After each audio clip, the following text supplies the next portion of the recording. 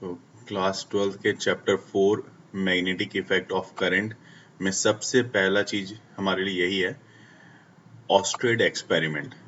और सबसे पहले इसको ड्रॉ मैं करूंगा कि किस तरह से ऑस्ट्रेड ने क्या एक्सपेरिमेंट किया था, उसको ड्रॉ कर। ऑस्ट्रेड ने जो अपने एक्सपेरिमेंट में बताया, उसने इस तरह का सर्किट डायग्राम दोनों में ड्रॉ कर लिया। सिर्फ फर्क इतना सा ही था कि एक तरफ करंट की डायरेक्शन में जो पहले ही इसने अपने पोजीशन में ली थी, उसके रिवर्स में यहाँ पे उसने ले लिया। सर्किट डायग्राम में सिर्फ करंट की डायरेक्शन रिवर्स है, इसमें इस तरह से करंट होती हुई जा रही है, इस तरह से होती हुई जा रही है। और दूसरे वाले में करंट की डायरेक्शन जो है इसमें आपकी दोनों में ही अपोजिट होगी, है ना। तो इसमें करंट की डायरेक्शन जो है वो इस डायरेक्शन में, मतलब कहा जाए क्लॉक के हिसाब से देखा जाए तो ये एंटी क्लॉकवाइज और ये जो है क्लॉकवाइज की डायरेक्शन है यहाँ पे। तो इस तरह से दोनों में करंट की डायरेक्शन देखी गई है। अब क्या है कि आप देखोगे यहाँ पे आपने एक मैग्नेटिक नीडल जो यहाँ पे लिया हुआ है, इसमें जो डायरेक्शन कंसीडर की हुई है वो साउथ से नॉर्थ ये है और वेस्ट से। इसलिए कंसीडर किया है क्योंकि हम यहाँ पे जज कर पाए कि मैग्नेटिक नीडल की डिफ्लेक्शन किस डायरेक्शन में है, ठीक है। और उसने अपने एक्सपेरिमेंट के बेसिस पे जो ऑब्जर्व किया, उनका कहना था कि जब कोई वायर को आप नीडल के ऊपर ले रहे हो, देखो यहाँ पे भी नीडल के ऊपर आपने एक वायर ली हुई है जिसमें करंट को फ्लो कराया हुआ है, ठीक है। नीडल तो ऐसे केस में क्या होता है, जैसे ही करंट फ्लो होता है किधर से किधर, तो देखो यहाँ पे करंट का फ्लो किधर से किधर, इसके हिसाब से देखा जाए तो साउथ से नॉर्थ की तरफ जा रहा है। तो अगर ए से बी को अगर हम ध्यान में देखें तो ए से बी को ध्यान में रखते हुए हम बोल सकते हैं कि करंट की डायरेक्शन हमारी किधर है यहाँ पे, तो यहाँ पे भी करंट की डायरेक्शन साउथ से नॉर्थ की तरफ है। ये साउथ है और ये नॉर्थ है, जैसा कि यहाँ पे हमने डायरेक्शन कंसीडर पहले से कर रखा है। तो ऐसे हाल में नीडल डिफ्लेक्ट होता है ना, टुवर्ड्स वेस्ट, वेस्ट की तरफ नीडल डिफ्लेक्ट होता है। वेस्ट की तरफ नीडल डिफ्लेक्ट होता है मतलब देखिए नीडल का जो ये पोर्शन है ये नॉर्थ है और ये वाला जो पोर्शन होता है ये साउथ है, ठीक है। इसको हम लोग पहले से कंसीडर करके रखेंगे नॉर्थ और साउथ। तो चूंकि नॉर्थ साउथ हमने यहाँ पे ले रखा है तो इसको एन डैश नीडल का है और एस डैश, एन डैश और एस डैश कंसीडर कर लेते हैं। तो ऑस्ट्रेड ने अपने एक्सपेरिमेंट में ये देख के बताया कि जब भी करंट किसी भी वायर में साउथ से नॉर्थ की डायरेक्शन में जाती है तो उस केस में नीडल डिफ्लेक्ट होता है टुवर्ड्स वेस्ट, है ना। वेस्ट मतलब देखिए वेस्ट ऊपर की तरफ है, नॉर्थ से साउथ से नॉर्थ जा रहा है तो वेस्ट की तरफ डिफ्लेक्ट होता है, मतलब इस तरफ डिफ्लेक्ट हो रहा है। तो इसका मतलब ये, इसलिए यहाँ पे जो नीडल की पोजीशन थी, जो एक्चुअल पोजीशन रही होगी, उससे ये नीडल क्या हो रहा है, वो नॉर्थ से वेस्ट की तरफ डिफ्लेक्ट हो रहा है। तो नॉर्थ से वेस्ट की तरफ डिफ्लेक्ट होता है तो ये डायरेक्शन हम इस तरह से इसी में इसको कंसीडर कर देते हैं, इसी में मार्क कर दिया मैंने कि ये जो है वेस्ट की तरफ डिफ्लेक्ट होता हुआ इस तरह से दिखा रहा है। जब ये मूव करेगा तो ऑब्वियसली बात है इसका भी पोजीशन जो है नीडल का, वो भी बैक पोजीशन जो है वो भी डिफ्लेक्ट होता हुआ दिखेगा। दूसरे केस में आप देखो यहाँ पे when the direction of the current is reversed, क्योंकि यहाँ पे डायरेक्शन चेंज हो गया, ये क्लॉकवाइज हो गई डायरेक्शन। तो इस केस में क्लॉकवाइज मतलब यहाँ पे आप देखो नीडल में करंट की डायरेक्शन देखो, तो रिवर्स करने का मतलब अब करंट फ्लो हो रहा है फ्रॉम नॉर्थ टू साउथ, ये जो है नॉर्थ से साउथ की तरफ करंट का फ्लो हो रहा है। तो यहाँ पे आप दिखा सकते हो कि इस तरह से करंट की डायरेक्शन है नॉर्थ से साउथ। तो जब नॉर्थ से साउथ की तरफ डिफ्लेक्शन करंट जाएगा तो मैग्नेटिक नीडल की डिफ्लेक्शन किधर होगी, तो magnetic needle get deflected towards east, तो ईस्ट की तरफ ये डिफ्लेक्ट होगा, मतलब अब इधर की तरफ बेंड होता हुआ, यहाँ पे मैं मार्क कर देता हूँ इस तरह से ईस्ट की तरफ।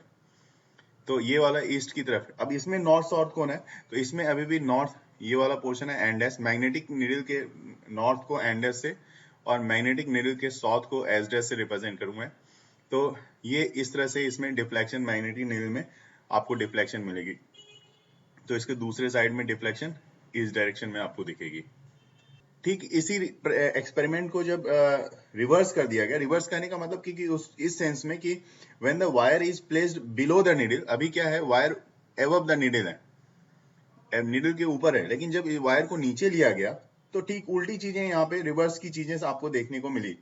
तो आप जब नीचे ले लेते हो यहाँ पे तो deflection in the needle again again reversed. इसमें भी अगर आप उल्टा ले लेते हो तो when the current in the wire, अब करंट को अगर आप स्टॉप कर दो तो मैग्नेटिक नीडल क्या होगा, अपने इनिशियल पोजीशन में आ जाएगा, उसमें किसी भी तरह की डिफ्लेक्शन आपको देखने को मिलेगी ही नहीं। क्यों नहीं मिलेगी? इसका मतलब है magnetic needle can be deflected by magnetic field only. और जो मैग्नेटिक फील्ड इसको मिल रही है वो एक्सपेरिमेंट के बेसिस पे देखा गया कि अ करंट कैरिंग, इसका मतलब है कि ये जो करंट कैरिंग वायर है, सिर्फ ये current carrying wire produces magnetic field, है ना। तो अराउंड इट मतलब इसके अराउंड में मैग्नेटिक फील्ड ये प्रोड्यूस कर रहा है। तो आप यहाँ पे आप कह सकते हो कि ये जो वायर है यहाँ पे जैसे जा रहा है, तो बाद में आपको मैं अभी थंब रूल के हिसाब से जो आपको देखना होगा तो आप बता दोगे कि भाई यहाँ पे करंट की डायरेक्शन इधर है तो थंब की डायरेक्शन इधर होगी, तो मैग्नेटिक फील्ड इसका जो है इस डायरेक्शन में इस तरह से ओरिएंटेड होगा। एम्पियर्स स्विमिंग रूल में एम्पियर्स ने क्या बताया? उसने बताया कि ये जो रूल है, this rule predicts the direction of deflection of magnetic needle in the ऑस्ट्रेड एक्सपेरिमेंट। और उस तरह से अपने एक्सपेरिमेंट के बेसिस पे उसने बताया, जो कंक्लूजन उसने निकाला वो ये था, कुछ उसने बताया कि इमेजिन कि a man swimming along the wire, ये एक वायर है आप देख रहे हो यहाँ पे, इस वायर के डायरेक्शन में आदमी स्विमिंग कर रहा है, ठीक है। और इसी डायरेक्शन में करंट की भी फ्लो हो रही है, करंट भी इसी डायरेक्शन में क्या हो रहा है, फ्लो हो रहा है। तो जिस तरफ उसका फेस है, उसका फेस इस तरफ है, उसी डायरेक्शन में करंट की डायरेक्शन का फ्लो भी है। और फेस हमेशा किधर की तरफ है, टुवर्ड्स द मैग्नेटिक नीडल, क्योंकि मैग्नेटिक नीडल का ये वाला जो पोर्शन मैं देख रहा हूं, इस पोर्शन को मैं ये कह सकता हूं कि मैग्नेटिक नीडल का ये वाला जो पोर्शन आप देख रहे हो यहाँ पे, ये नॉर्थ है, ठीक है ना, और ये वाला साउथ है। तो करंट आपने वायर में, अब देखिए जिस तरह से ऑस्ट्रेन ने एक्सपेरिमेंट निकाला तो इसने भी अपना रूल बता दिया। उसने साफ बोला कि जिस डायरेक्शन में आदमी का फेस है, करंट की डायरेक्शन जिस डायरेक्शन में आप देख रहे हो, तो करंट की डायरेक्शन इस डायरेक्शन में है, और मैग्नेटिक नीडल जो आप ले रहे हो नॉर्थ और साउथ इस तरह से ले रहे हो आप, तो वैसे हाल में north pole of the needle will get deflected towards, ये नॉर्थ पोल जो है वो किधर डिफ्लेक्ट होगा, टुवर्ड्स द लेफ्ट हैंड की तरफ।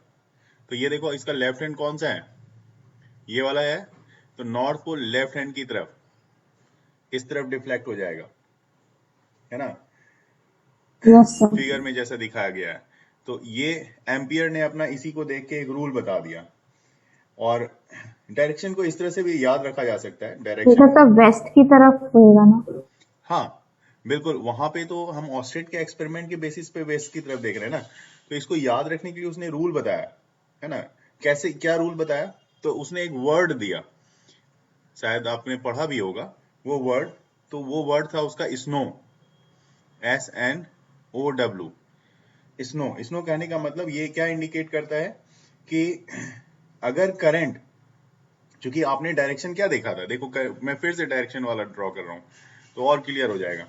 डायरेक्शन में हमने ये देखा था कि ये जो है साउथ से नॉर्थ जा रहा है, और दूसरा हमने क्या देखा था, दूसरा हमने देखा था कि भाई ये वाला जो है वेस्ट और ईस्ट का है।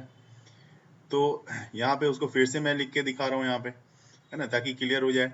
ये हो गया आपका नॉर्थ, साउथ, और ये वेस्ट और ईस्ट, इस तरह से डायरेक्शन था हमारा। तो उसने बोला अगर साउथ से नॉर्थ, देखो आदमी, ये जो करंट है, करंट की डायरेक्शन किधर है, करंट की डायरेक्शन है साउथ से नॉर्थ। तो उसने साफ बोला कि अगर साउथ टू नॉर्थ, अगर कोई आदमी जा रहा है, करंट मतलब करंट की डायरेक्शन साउथ से नॉर्थ की तरफ है ना, अगर वायर को रखा गया है और उसके यहाँ पे, इसका मतलब ये south to north and the wire is held over the needle, wire needle के ऊपर है न कि नीचे है, तो उस केस में नॉर्थ पोल क्या होगा, डिफ्लेक्ट होगा टुवर्ड्स द वेस्ट। ये नॉर्थ पोल किधर की तरफ डिफ्लेक्ट हो रहा है, वेस्ट की तरफ, तो नॉर्थ पोल वेस्ट की तरफ डिफ्लेक्ट होगा, है ना। तो ये याद रखने के लिए दिया कि अगर साउथ टू नॉर्थ जा रहा है, साउथ टू नॉर्थ जा रहा है ओवर द नीडल, ओ का मतलब क्या है, ओवर द नीडल, ध्यान देंगे, ओ का मतलब है over the needle,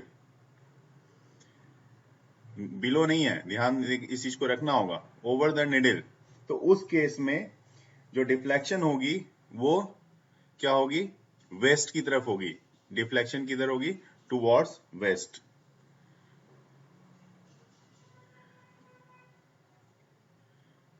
deflection towards waste. देखिए अभी तक जो एक्सपेरिमेंट में हमने देखा कि ऑस्ट्रेड एक्सपेरिमेंट में ऑस्ट्रेड ने क्या शोड किया कि current carrying conductor produces a magnetic field around 8। और ये अब हमारे लिए समझना आसान हो गया था कि, लेकिन एक बात यहाँ पे सवाल उठ रहा था कि अगर मान लिया जाए कि डिफरेंट सेगमेंट, अगर कोई वायर का डिफरेंट सेगमेंट हो और उसमें करंट प्रोड्यूस कराया गया है ना। वायर में एक होता है, उसको आप बोलते हो यहाँ पे एक टर्म्स होता है करंट एलिमेंट। तो करंट एलिमेंट क्या होता है वो मैं पहले आपको बताता हूँ। जैसे यहाँ पे मैंने लिखा है कि जैसे current carrying conductor produces a magnetic field around it, और ये it is convenient to assume that this field is made of contribution from different segments of the conductor। क्योंकि अगर आप कोई भी कंडक्टर लेते हो, चाहे वो सीधा स्ट्रेट लाइन लो या जैसा भी आप लेते हो, मान लो यहाँ पे मैंने स्ट्रेट लाइन ली है और इसमें करंट की डायरेक्शन दिखा रहा हूँ कि भाई ऊपर की तरफ करंट की डायरेक्शन है, तो इसमें क्या होता है कि हर पार्ट जो है कंडक्टर का एक सेगमेंट की तरह बिहेव करता है। हर छोटा छोटा पार्ट अगर मैं देखूं तो ये लाइन सेगमेंट जो है, तो इस सब में करंट फ्लो हो रहा है, सब में करंट फ्लो हो रहा है। तो ये सब जो वायर है, इस सब में जो करंट फ्लो हो रहा है, ये हर एक पार्ट एक डीएल की तरह बिहेव कर रहा है। मतलब इसको देखा जाए कि ये लेंथ अगर इसकी बात कर लूं तो इसको एक एलिमेंट्री लेंथ या जो एलिमेंट्री लेंथ है वायर की, तो एक छोटी सी लेंथ ही है, इसलिए एलिमेंट्री लेंथ या करंट एलिमेंट्स के नाम से भी इसको हम लोग जानते हैं, क्योंकि करंट इस एलिमेंट में, इसमें छोटे से पार्ट में पोर्शन में फ्लो हो रहा है, इसलिए इसको करंट एलिमेंट भी नाम हम से उससे भी जाना जाता है। अकॉर्डिंग टू बायोट-सावर्ट लॉ, जो मैग्नीट्यूड होती है मैग्नेटिक फील्ड की, उस एलिमेंट्री वायर के कारण जो छोटी सी मैग्नेटिक फील्ड प्रोड्यूस होती है, उस मैग्नेटिक फील्ड को डीबी बोला जाता है। ठीक है, कौन से एलिमेंट्री लेंथ, तो डीएल, एलिमेंट्री लेंथ के कारण जो मैग्नेटिक फील्ड प्रोड्यूस हो रही है वो डीएल है। तो इसके कारण उन्होंने ये बताया कि ये जो मैग्नेटिक फील्ड है, ठीक है, this magnetic field is directly proportional to, that means dB is directly proportional to the current. Current के डायरेक्टली प्रोपोर्शनल होता है। तो करंट, अब जितना ज्यादा करंट होगा उतनी ही ज्यादा मैग्नेटिक फील्ड भी बनेगी और जितना कम होगा उतनी कम मैग्नेटिक फील्ड बनेगी। लेकिन तो क्यों, क्योंकि दोनों एक दूसरे के डायरेक्टली प्रोपोर्शनल होते हैं। उन्होंने ये ऑब्जर्व करके बताया।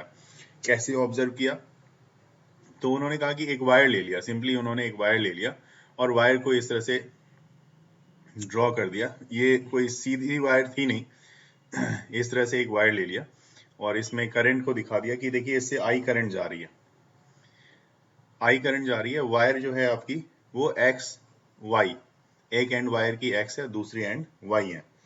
और इसमें क्या किया उन्होंने कि एक एलिमेंट्री पोर्शन कंसीडर कर लिया। और एलिमेंट्री पोर्शन को कैसे लिया है वो भी मैं दिखाता हूँ।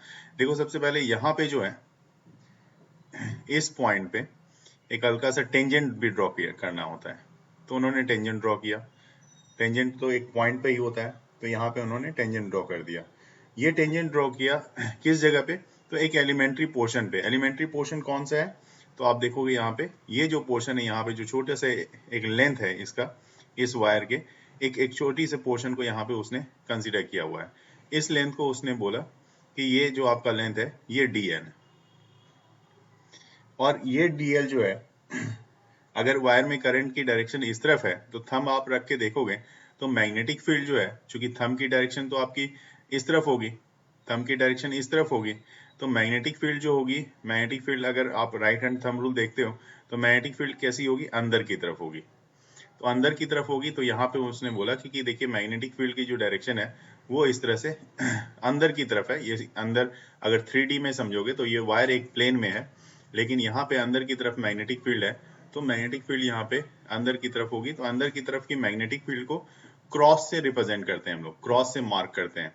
तो यहाँ पे हमने क्या किया, देखो मैं आपके लिए यहाँ पे क्रॉस, इस तरह से क्रॉस कहने का मतलब होता है, अगर मैंने यहाँ पे क्रॉस कर दिया, इसका मतलब ही आपको पता ही है कि ये इनवर्ड मैग्नेटिक फील्ड, ठीक है, ये हो गया आपका इनवर्ड, मतलब जो पेपर है, प्लेन ऑफ पेपर, उसके अंदर की तरफ की मैग्नेटिक फील्ड को ये बताएगा, inward magnetic field.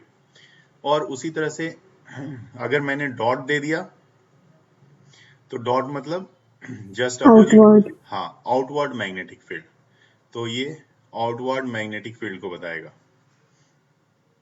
Magnetic field short में मैंने लिख दिया।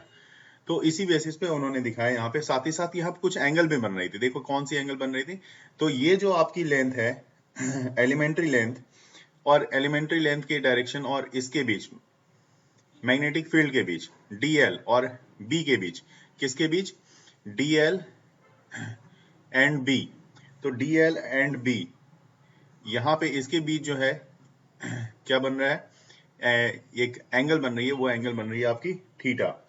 और जिस डायरेक्शन में मैग्नेटिक फील्ड आप ले रहे हो, इसको आप आर ले लो, इसकी आर डिस्टेंस पे यहाँ पे कौन सी मैग्नेटिक फील्ड है, तो डीबी, डीबी मैग्नेटिक फील्ड है यहाँ पे। किस पॉइंट पे, तो इस पॉइंट को मैं बोल रहा हूँ पी पॉइंट है, ठीक है। और इसमें करंट कौन सा फ्लो हो रहा है, आई करंट इसमें फ्लो हो रहा है। तो ये सब चीजों को लेके बायोट सावर्ट ने बताया कि जो मैग्नेटिक फील्ड होती है, वो मैग्नेटिक फील्ड किसके डायरेक्टली प्रोपोर्शनल है, elementary magnetic small magnetic field वो डायरेक्टली प्रोपोर्शनल किसके है, करंट की होती है।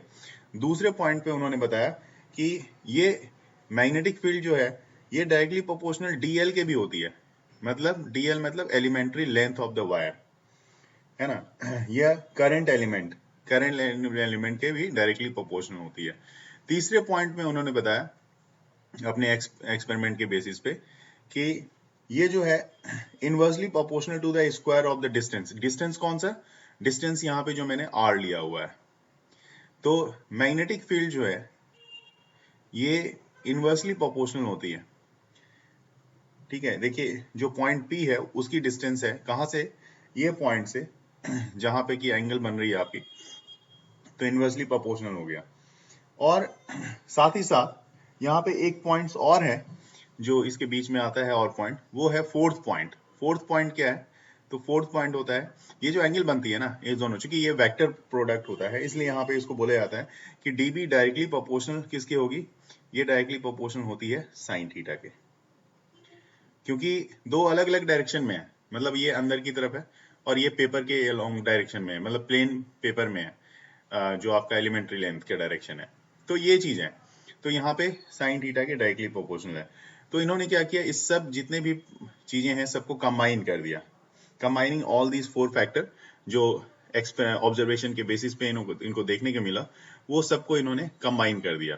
कंबाइन करके क्या मिला, तो देखिए यहाँ पे मैं दिखाता हूँ साइड में, अगर आप इस सब चारों को कंबाइन कर लोगे तो आपके पास जो अब फॉर्मूला आएगा वो कुछ इस तरह का आएगा। वो फॉर्मूला आ रहा है dB directly proportional to I, current है, आई डीएल, साइन थीटा भी डायरेक्ट प्रोपोर्शनल में है, तो जो जो प्रोपोर्शनल में है उसको पहले लिख दिया, आई डीएल साइन थीटा अपॉन में आर स्क्वायर, इसको ले लिया। और प्रोपोर्शनलिटी को हटाना भी होगा, तो प्रोपोर्शनलिटी को हटाया, एक कांस्टेंट दे दिया के। नॉर्मली हर कांस्टेंट के लिए हम लोग के यूज करते हैं, लेकिन हर कुछ कांस्टेंट की वैल्यू होती है, कुछ कांस्टेंट की वैल्यू डायरेक्ट 1 ले ली जाती है, तो वो देखेंगे यहाँ पे क्या वैल्यू होगी। तो I D L sine theta upon में आर स्क्वायर। तो के जो यहाँ पे है हमारे पास प्रोपोर्शनलिटी कांस्टेंट, ये डिपेंड करता है, depend on the medium between the observation point P, observation point P जहां पे मैग्नेटिक फील्ड है, and the current element and the system of unit जो कि आपने सेलेक्ट किया हुआ है फॉर फ्री स्पेस, है ना। तो यहाँ पे के की जो वैल्यू है वो क्या होती है, mu naught by 4 pi, mu naught by 4 पाई। और यहाँ पे इसकी जो वैल्यू होती है 10⁻⁻⁷। यूनिट आप यहाँ पे आराम से निकाल सकते हो, यूनिट निकलेगा आपका टेस्ला मीटर पर एम्पियर, या फिर दूसरी फॉर्म में जो अगर यूनिट आप देखना चाहोगे तो वेबर पर मीटर पर एम्पियर। म्यू नॉट क्या है आपको अच्छे से पता है, परमिएबिलिटी है, और या free space, permeability of free space. तो यहाँ पे इस तरह से पूरा फॉर्मूला जो आपके पास बन रहा है, वो फॉर्मूला कुछ इस तरह का बन रहा है।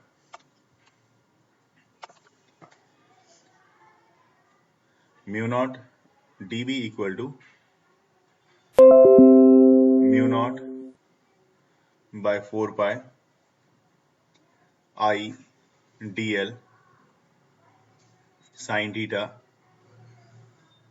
Bye r square. ये फॉर्मूला आपके पास आ रहा है, और इस इक्वेशन को और भी फॉर्मेट में लिख सकते हैं, लेकिन यहां तक जो मैंने बताया, ये जो इक्वेशन है, ये आपको मैग्नीट्यूड ऑफ मैग्नेटिक फील्ड का इक्वेशन को बताता है। तो ये तो इस फॉर्मूले से आप मैग्नीट्यूड ऑफ मैग्नेटिक फील्ड निकाल सकते हो। किसी भी वायर में अगर करंट फ्लो हो रहा है, तो उसमें अगर सारी चीजें जो फैक्टर दी हुई हैं वो अगर आपके पास अवेलेबल है, तो मैग्नेटिक फील्ड खूब आराम से निकाला जा सकता है। लेकिन इस इक्वेशन को कुछ इस तरह से भी लिख सकते हो आप, dB equal to mu naught by 4 pi I dl। अब देखेंगे यहाँ पे dl और r दोनों को यहाँ पे थोड़ा सा समझना होगा। dl तो मैंने लिख दिया, एक r मैंने यहाँ पे लिखा, dl r साइन थीटा। अब जब मैंने ऊपर r लिखा है तो नीचे भी आपको r लिखना पड़ेगा, तो नीचे ऑलरेडी पहले से r स्क्वायर है, तो अब ये r क्यूब हो जाता है। क्यों लिखा r मैंने यहाँ पे? क्योंकि यहाँ पे dl और r के बीच है ना, एंगल किसके बीच बन रहा है? मैंने ऊपर में जो बताया था वो थोड़ा सा वहां पे देखेंगे, dl और b के बीच मैंने बोला था, वो नहीं होगा यहाँ पे, dl और r के बीच होगा। क्योंकि अब यहाँ पे आप देख सकते हो वेक्टर फॉर्म में dl और r के बीच एंगल बन रही है, क्योंकि r उस डायरेक्शन में बन रहा है, करंट वहां पे I और dl तो चूंकि सेम डायरेक्शन में था, तो वहां पे बिल्कुल ऑब्जेक्ट करना था आपको कि ये कैसे होगा। तो यहाँ पे मैं अब क्लियर आपको लग रहा होगा कि जो सेम डायरेक्शन में होगा तो 0 डिग्री होगी एंगल, और 0 डिग्री होगा तो मैग्नेटिक फील्ड तो पड़ेंगे ही नहीं ना। तो इसलिए यहाँ पे अब आपको यहाँ पे देखना होगा कि dl और r के बीच, क्योंकि दोनों की डायरेक्शन अलग अलग है। यहाँ पे फिर से मैं दिखा देता हूँ डायग्राम में, कि डायग्राम हमारे पास है भी अभी, तो ये देखेंगे dl और I, अगर मैं जैसे बोल रहा था वहां पे dl और I, तो देखिए dl भी इस डायरेक्शन में है और करंट भी इसी डायरेक्शन में है यहाँ पे, तो दोनों के बीच एंगल 0 बन जाएगी, इसलिए ये यहाँ पे सटीक नहीं होगा। तो r किस डायरेक्शन में, r इस डायरेक्शन में है और dl इस डायरेक्शन में है, तो इसके बीच एंगल बन रही है थीटा, इसलिए इसको हम कंसिडर करेंगे। तो ठीक है, अब नेक्स्ट में यहाँ पे आते हैं फिर से, और इस इक्वेशन को यहाँ पे क्यों लिखना चाह रहा हूँ मैं, क्योंकि मैं चाहता हूँ कि ये एक वेक्टर फॉर्म में आए। तो वेक्टर फॉर्म में लिखने के लिए इसको इस तरह से ओरिएंट किया है मैंने। तो देखेंगे अब हमारे पास इसको आप कैसे लिख सकते हो। तो देखिए यहाँ पे क्या लिखा जाएगा, मैं बता दूं यहाँ पे कि direction of dB is perpendicular to the plane of dl। dB जो डायरेक्शन है वो परपेंडिकुलर किसके है, dl के भी परपेंडिकुलर है, और dB परपेंडिकुलर किसके है, dB परपेंडिकुलर है r के भी, दोनों के ही डायरेक्टली प्रोपोर्शनल है, परपेंडिकुलर है। अगर ये परपेंडिकुलर है तो यहाँ पे आप देख सकते हो vector form of Biot-Savart law. ठीक है, अब हम कैसे इसको लिखा देंगे, dB में मैंने वेक्टर लगा दिया, this one is equal to mu naught by 4 pi I, और अब dl r साइन थीटा को मैं लिखूंगा dl क्रॉस r। तो क्रॉस प्रोडक्ट है तो ऑब्वियस सी बात है साइन थीटा को रिप्रेजेंट करता है, डॉट प्रोडक्ट होगा तो वो वहां पे कॉस को लेगा, लेकिन यहाँ पे साइन को ले रहा है। तो ये आपका वेक्टर फॉर्म रेडी है। तो इस तरह से ये वेक्टर फॉर्म भी हम देख सकते हैं। इसको मैं बॉक्स में डाल देता हूँ।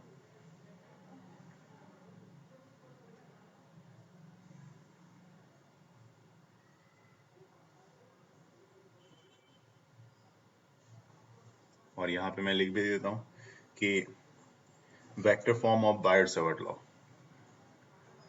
ये आता भी है कि 1 या 2 मार्क्स में, 1 मार्क्स में मोस्टली आएगा कि डायरेक्ट लिखने के लिए कि vector form of Biot-Savart law लिखो।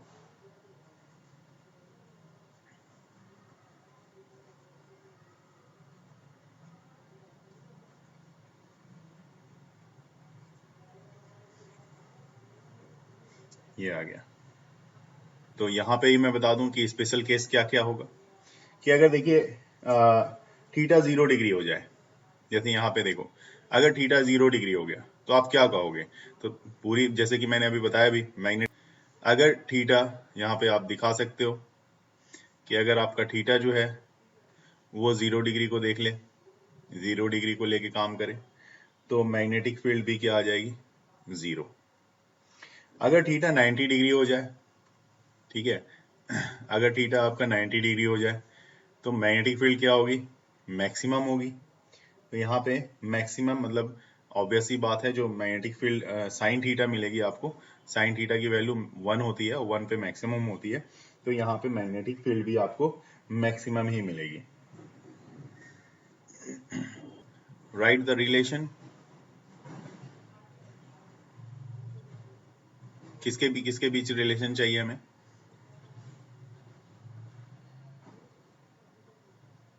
Between mu naught epsilon naught and c के बीच, इसके बीच आपको रिलेशन चाहिए होगा। तो कैसे निकालेंगे इसके बीच का, अगर रिलेशन आप निकालना चाहो तो दिखाता हूं मैं। बहुत ही अच्छा रिलेशन है, यहाँ पे आराम से निकलेगा, देखते हैं कैसे। देखिए 1/4 एप्सिलॉन नॉट आपको पता है, 1/4 एप्सिलॉन नॉट इसकी वैल्यू आपको अच्छे से पता है, 9 × 10⁹ unit. Yes, C is equals to mu naught into epsilon naught वाला।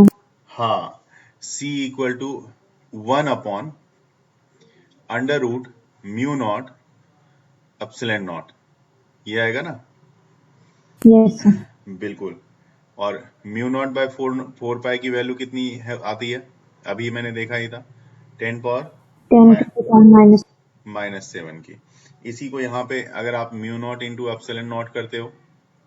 10⁻⁻⁻⁻⁻⁻⁻⁻⁻⁻⁻⁻⁻⁻⁻⁻⁻⁻⁻⁻⁻⁻⁻⁻⁻⁻⁻⁻⁻⁻⁻⁻⁻⁻⁻⁻⁻⁻⁻⁻⁻⁻⁻⁻⁻⁻⁻⁻⁻⁻⁻⁻⁻⁻⁻⁻⁻⁻⁻⁻⁻⁻⁻⁻⁻⁻⁻⁻⁻⁻⁻⁻⁻⁻⁻⁻⁻⁻⁻⁻⁻⁻तो μ0 × कैसे आएगा, तो आपका तब आएगा जब μ0/4 को मल्टीप्लाई करोगे आप किससे, 4πε0/1 से, मतलब डिवाइड कर लो एक दूसरे को, तो ऐसा आ जाएगा। इससे 4π आपकी कैंसिल हो जाएगी और यहाँ पे μ0 सिर्फ रहेगा, लेकिन मैं कैंसिल नहीं कर रहा, अगर कैंसिल करना होता तो पहले ही कर देता।